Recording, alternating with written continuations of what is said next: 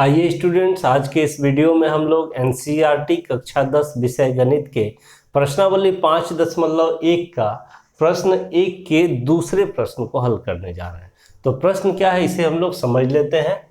निम्नलिखित स्थितियों में से किन स्थितियों में संबद्ध संख्याओं की सूची एपी है और क्यों? तो यहाँ पर आपको एक स्थिति दिया गया है और इस स्थिति को समझते हुए आपको संख्याओं की सूची तैयार करनी है और वह संख्याओं की सूची एपी है या नहीं यह आपको बताना है, और अगर एपी है तो क्यों है यह आपको बतानी है। तो क्या है स्थिति, इसको हम लोग समझते हैं। किसी बेलन यानी कि सिलेंडर में उपस्थित हवा की मात्रा, इसी के संख्याओं की सूची आपको निकालनी है।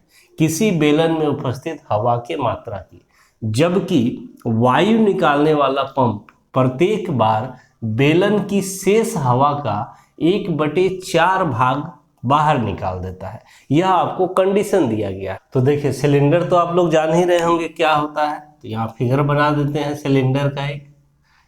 तो मान लीजिए कि ये आपका क्या है, सिलेंडर है, ठीक है। और सिलेंडर में हवा भरा हुआ है, कुछ नहीं है, क्या है, हवा भरा हुआ है। तो पूरा फुल है, भरा हुआ है हवा, मान लीजिए अभी इसमें, ठीक। और इस सिलेंडर से एक मशीन कनेक्टेड है, मान लीजिए कहीं से एक मशीन इस तरह से कनेक्टेड है। और वो मशीन क्या करता है कि वह मशीन, आप मशीन का बटन दबाते हैं तो सिलेंडर में जितना हवा है उसका 1/4 भाग वह बाहर निकाल देता है एक बार में। जैसे कि अगर मान लीजिए कि इस सिलेंडर में अभी हवा है, उसका मात्रा मान लेते हैं x है, ठीक है, x इकाई हवा है। तो अगर हम बटन दबाते हैं तो ये मशीन क्या करता है कि इसका 1/4 हवा बाहर निकाल देता है।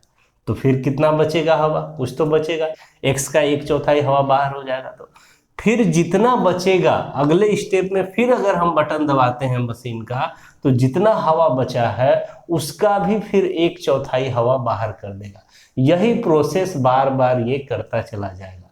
तो हवा की जो मात्रा बच रही है प्रत्येक बार में बेलन में, सिलेंडर में, वो तो कुछ अमाउंट आएगा। तो उसी की संख्याओं की सूची आपको तैयार कर लेनी है और फिर बताना है कि वह एपी है या नहीं। तो चलिए हम लोग अब सॉल्व करते हैं। तो सबसे पहले मान लेंगे, माना कि शुरू में, एकदम स्टार्टिंग में, शुरू में बेलन में हवा की मात्रा, बेलन में हवा की मात्रा मान लेते हैं x इकाई, ठीक है, ठीक। अब एक बार मशीन दबाया गया तो फिर बेलन में कितना हवा बचेगा, तो x इकाई अगर पहले से है तो x में से उसका 1/4 हटा देना है। दूसरी बार बेलन में हवा की मात्रा कितनी होगी, देखिए पहले x है और जैसे ही बटन दबाए इसका 1/4 हवा बाहर निकल गया। तो बाहर निकलने का मतलब क्या कि हवा जो बाहर निकल रहा है तो मतलब घट रहा है। तो x में हम लोग घटा देंगे x के चौथाई को, 1/4 भाग को। यही x में से इतना हवा बाहर निकल जाएगा। तो क्या बच रहा है, तब देखिए x माइनस x गुना 1x, और इधर हो गया आपका 4। तो इस तरह से आपका हो गया 4 LCM, इधर हो गया 4x माइनस x, यानी कि 3x/4। इतना हवा बचा बेलन में दूसरी बार में। तो तीसरी बार में कितना बचेगा, फिर हमें 3 तक कम से कम निकाल लेना होता है, तभी हम बता सकते हैं कि संख्याओं की सूची एपी है कि नहीं। तो तीसरी बार बेलन में हवा की मात्रा कितनी बचेगी, देखिए अब इतना बचा है, अब इसका भी 1/4 हवा बाहर निकल जाए। तो 3x/4 में माइनस कर देंगे हम लोग 3x/4 के 1/4 को। फिर से 1/4 का मतलब क्या, 1/4 से गुना करते जाना है। तो यहाँ हो गया आपका 3x/4 माइनस 3x/16, ये हो गया। लॉसर ले लीजिए, 4 और 16 का लॉसर, तो 16, 4 चौके 16, तो 3 चौके 12x माइनस 3x। तो 12x में 3x घटा देंगे तो 9x/16, इतना बचा हवा का मात्रा। तो इसी तरह से अगर हम चौथी बार करेंगे 9x/16 का 1/4 को, यानी कि 9x/16 माइनस 9x/16 गुना 1/4। लेकिन उतना करना नहीं है, 3 संख्या हम लोग निकाल लिए, तो इसी से चेक हो जाएगा कि यह एपी है या नहीं, ठीक है।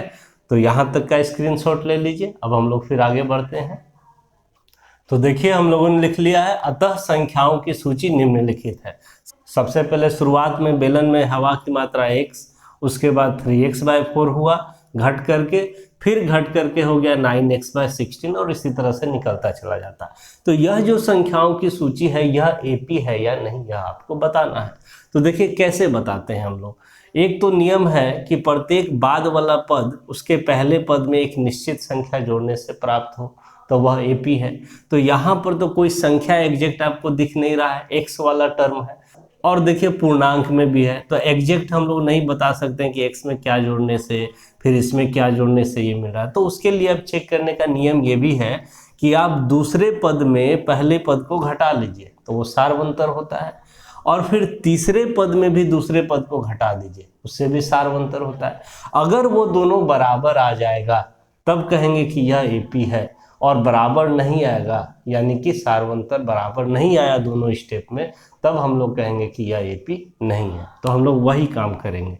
सबसे पहले हम लोग a2 - a1 निकालेंगे, यानी दूसरा पद घटाओ पहला पद, यानी 3x/4 में घटा देंगे हम लोग x को, इसके नीचे कुछ नहीं तो 1 और 4 और 1 का लॉस है 4, यहाँ हो गया 3x और यहाँ हो गया 4x, और यहाँ पर -4x है प्लस 3x है, तो घट के बच गया -x, तो -x/4 ये आ गया।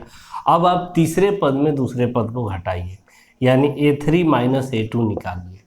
तो a3 है 9x/16 और इसमें घटाइए 3x/4 को, ठीक है। तो 16 और 4 का लॉस 16 ही होगा, तो यहाँ हो जाएगा 9x - 4 चौके 16, तो 3 चौके 12x, तो 12x में 9x घटा देंगे, -3x/16 आया।